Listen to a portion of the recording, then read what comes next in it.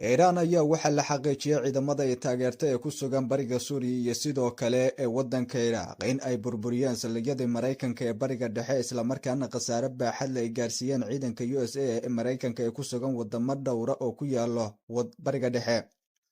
Ciidamadan islamarkaana qayb ka ah dhinacyada ee taageera dowladda Iiraan ayaa qaaday tillaabooyin milatari oo horseed u noqdeen saldhigyada qaybo ka mid ah waddanka Suuriya Iraaq oo ku lahayeen ciidanka Maraykanka khasaare xoogan la gaarsiiyey laguna dhufto tiro maraafiica oo hubka xoogan ah kor u dhaafaysa 20. Tani waa mid maalmihii lasoo dhaafay lagu bartilmaamaysanaya ama laga shaqaynaya maadaama xiisada dab ee ka holcaysa bariga dhexe Maraykanka uu qayb ka yahay dhinacyada horinayo dowlado gaara uu difaac u noqday halka kuwo kalena uu weerar ku yahay.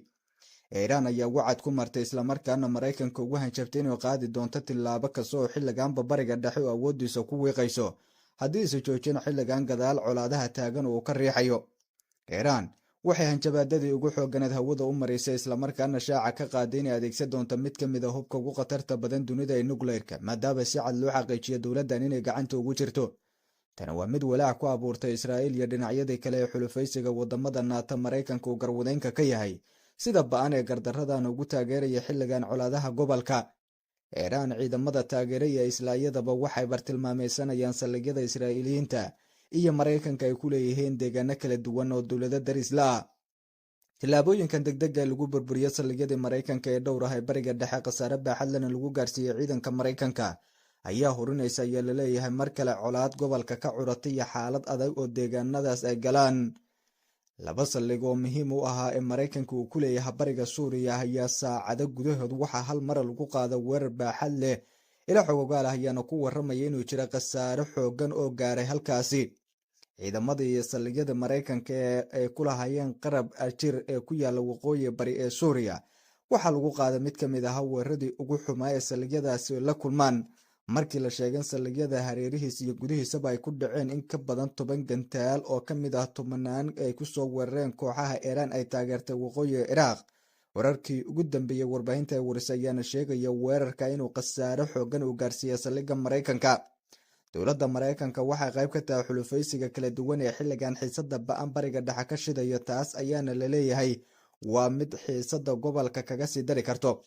Sida indhala-aanta u taageerayo Israa'iil iyo dhinacyada la safan Maraykanka ayaa sabab u noqotay in lagu bartilmaameysado xarumo talisyo iyo fadhiyo kala duwan taasi oo barbilow u ah ayaa la leeyahay dagaalka gobolka iyo xaaladda adag ee mar kale ay deegaanadaasi galayaan.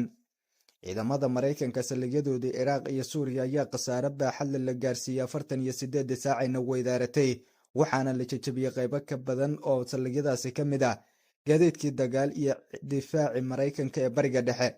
Iiraan ayaa wacad ku martay inay mid ka mid a tillaabooyinkii militari ee argudashaha dhammaanba dhinacyada qayb ka noqda dagaalkii ama weerarkii lagu soo qaaday xarumaheeda nukleerka ee gudaha Iiraan inay si adag kaga jawaabi doonto. Dowladda uu hogaamiyey Ibrahim Raisi ayaa si adag mar kale ugu andacoonaysa inay qaadi doonto tillaabooyin argudashaha laguna bartilmaamaysan doono xarumaha ugu weyn ee Maraykanka. Si kastaba ha ahaatee bartilmaameedka kooxaha Iraaq iyo ciidamadeeda taageera ay ku ekeeyeen talisyo dhowr oo Maraykanka uu ku lahaa wadamada bariga dhexe Carbeed ayaa mar kale abuuraya walaaca Washington ee ku aadan inaysan difaaci karin hubka qaarkood oo khasaare baaxad leh lagu gaarsiiyey. Warbaahinta ayaa qaarkood laga soo xigtay inay tilmaamaha iyo sida muuqata saasaanta ay tahay xiisadan mid sii adkaan karto xaaladda gobolka kaga sii dari karto baaxadda khasaaraha jirana ay noqon karta mid adag taasi oo horseed marba marka ka dambeysa usii noqonaysa inay meesha ka baxdo iskuday kasta oo dowladda Maraykanka ay doonaysa inay dagaalka bariga dhexe ku xakamayso. Dhanka Iiraan markaynu aadna diyaargarow baaxad la ayay gasho waxayna diyaarisay hubkii ugu xooganaa gantaalaha ee balastiga iyo dhammaanba diyaaradaha wax duqeeyo. Maraykanka ayaana markan waagu ku bariyay oo xeel u ahaa difaaca ugu weyn ee Israa'iil. Diyaarado lagu magacaabo 15 oo ay soo saartay dowladda Iiraan ayaa ah midda kale walaaca ugu badan ee bariga dhexe ka taagan iyo awoodda dowladdan ay soo bandhigaysa maadaama in ka badan 30 sano ka badan ay cunaqabatayn saareen qaramada midooba Maraykanka. Ruushkana uu qayb ka ah dhinacyada diidan inuu hubka ka eebiyo balse iyada gacanteeda ayuu ku ceel baxday. Mid ka mid ah hubkii ugu cabsida badnaa ee dhinacyadan walaaca ka qabaan ayayna soo saartay dowladdan. Sida muuqata Israa'iil ayaa markan waxay wajahaysaa xaalad adag iyadoo mar kale dagaalo ba'an ku qaaday gudaha Falastiin iyo Rafah deegaanada shacabka u qaxeen dishana kumanaan shacaba mar kale tanina waa xiisad kale oo mar kale luminaysa ayaa laleeyahay kalsoonidii reer galbeedka ay ku qabeen, maadaama Maraykanka lagu cadaadinayo inuu qaado tillaabooyin dhaqaalaha tuban ee ku taageero Israa'iil uu kala noqdo.